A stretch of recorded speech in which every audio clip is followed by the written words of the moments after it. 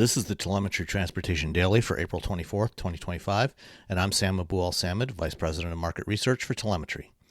The goal of manufacturing products in more places, and particularly closer to where they are purchased and used, is an admirable one from many perspectives. One of the key lessons of the last 5 years has been that overconcentration of production with too few companies and too few locations made supply chains brittle and subject to major disruption from a wide range of issues, including natural disasters, pandemics, and of course, geopolitics. Shipping materials and products around the world potentially multiple times also adds enormously to energy use and emissions. Building in more places with more suppliers improves overall resiliency of the economy. Unfortunately, the Trump administration's seemingly exclusive reliance on tariffs to try to force reshoring of manufacturing is a blunt hammer that sees everything as a nail. Transitioning production systems that took decades to evolve to where they are today will similarly take time to rebalance, and it will require a more nuanced approach to trade and economic policy.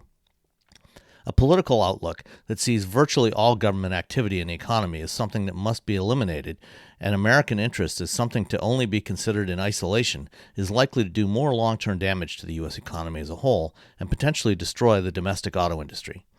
China has already overtaken North America and Europe as the largest automotive market in the world, and they dominate the global market for plug-in electric vehicles. Market share for plug-in vehicles in China has grown from 4.1% in 2019 to 39% in 2024, and Chinese automakers are launching new EVs at a dizzying pace with more than 93 new vehicles expected to be shown at this week's Shanghai Motor Show, most of them EVs. An increasing number of those are being exported to the rest of the world, except for the U.S. If Trump administration policies discourage U.S. automakers from producing new and more competitive EVs, and American foreign policy turns the rest of the world against us, the U.S. industry will be doomed to operating only in this country and ultimately withering and dying. A combination of America-only manufacturing policy, tariffs, and a smaller addressable market will drive up costs for American consumers and further shrink that market, especially for the increasingly expensive pickups and SUVs that the U.S. industry depends on for survival. What's needed is a nuanced policy that encourages American industry to be more competitive with its products globally and provides carrots and not just sticks to do it.